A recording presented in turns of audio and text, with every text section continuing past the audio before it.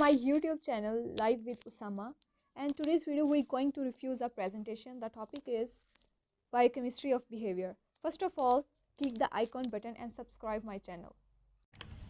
Biochemistry of behavior. Biochemistry is a study of the chemical processes in living organisms. It deals with the structure and functions of cellular components such as protein, carbohydrates, nucleic acids and other biomolecules.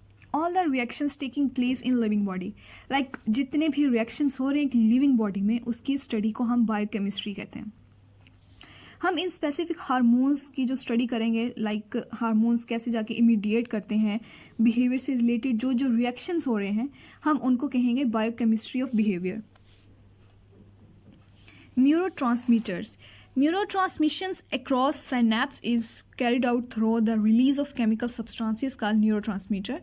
मतलब neurotransmitter जो होते हैं ना, जो कि synapse के cross travel करते हैं, सिनेप्टिक क्लेप्स में मतलब जाते हैं, पोस्ट सिनेप्टिक मेम्ब्रेन होती है, उसके ऊपर रिसेप्टर्स होते हैं, वहाँ जाके अटैच होते हैं, नर्व इम्पल्स ट्रिगर करते हैं, आगे से रिएक्शंस परफॉर्म करते हैं. Biogenic amines include dopamine, norepinephrine, serotonin, acetylcholine. मतलब ये जितने भी हार्मोन्स हैं इन सब का अपना अपना फंक्शंस है. डोपामाइन एक ऐसा हार्मोन है जो कि मतलब इमोशंस पर वर्क करता है. मतलब सोल्जर्स जो हैं, मतलब जंग पर जब जाते हैं तो उनको डोपामाइन के इंजेक्शन दिए जाते हैं. वो इसीलिए दिए जाते हैं कि उनमें जज्बा और जुनून पैदा हो अपने वतन से मोहब्बत का, और वो जोर से लड़ सकें. डोपामाइन जो है मतलब ब्रेन पे इमोशंस को कंट्रोल करता है. इसका बेसिकली जो काम होता है वो रिसेप्टर्स पे, लाइक डोपामाइन 1, अल्फा 2, बीटा 1, 2, 3, इस पर एक्ट करना होता है. सेम लाइक एपिनेफ्रीन और की तरह इसका एक्शन होता है.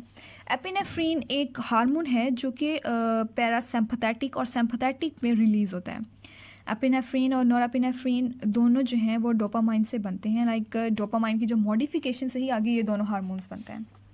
Intercellular and intracellular signalling. मतलब जो दो सेल्स के बिटवीन हो उसको कहते हैं इंटरसेलुलर. मतलब जो दो सेल्स के उनके दरमियान जो सिग्नलिंग पाथवे चल रहा होता है ना, उसको इंटरसेलुलर कहते हैं. और इंट्रासेलुलर जो एक सेल के अंदर ही सब कुछ चल रहा हो.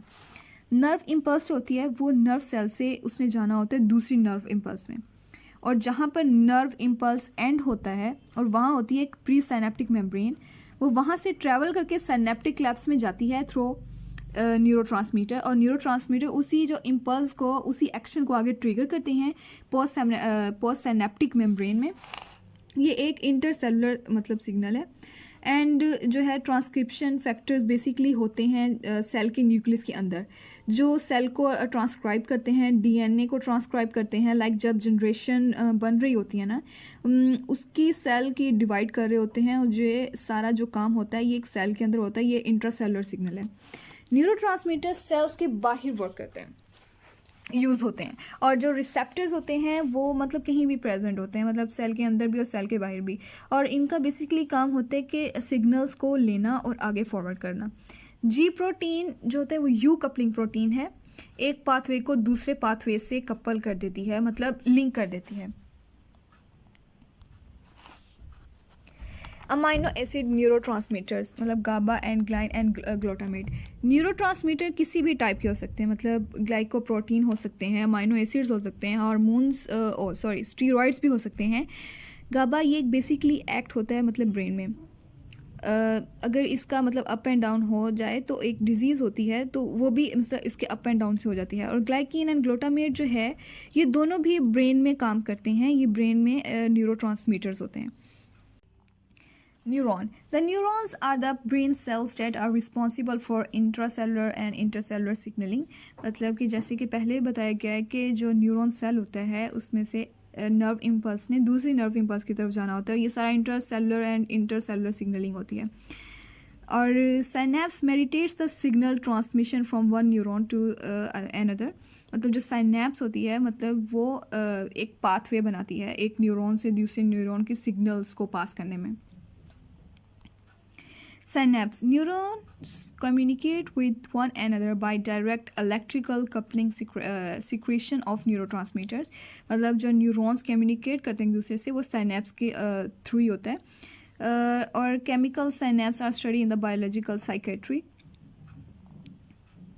synapse are specialized structure for signal transduction from one neuron to another. मतलब जो synapse है वो एक special structure है जो signals को मतलब पास करने के लिए एक न्यूरॉन से दूसरे न्यूरॉन्स में. Neuropeptides.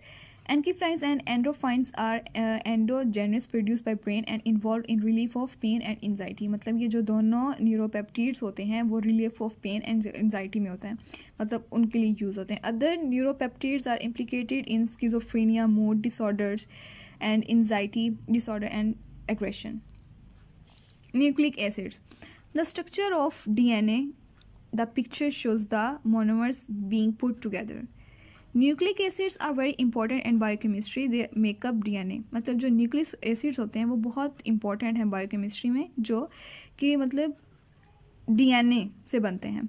ऑर्गेनिज्म जो होता है something all cellular organism use to store their genetic information. और मतलब ये जो होते हैं जेनेटिक इन्फॉर्मेशन को स्टोर करने के लिए यूज़ किए जाते हैं. The most common nucleic acids are deoxyribonucleic acid and ribonucleic acid हैं. मतलब ये जो न्यूक्लिक एसिड हैं ये दोनों डीएनए और आरएनए ये कॉमन हैं. उसके बाद है carbohydrates. A molecule of source glucose and fructose are disaccharide. और carbohydrates have monomers called monosaccharides. Some of these include glucose, fructose and deoxyribose. Now my topic is closed and thank you so much.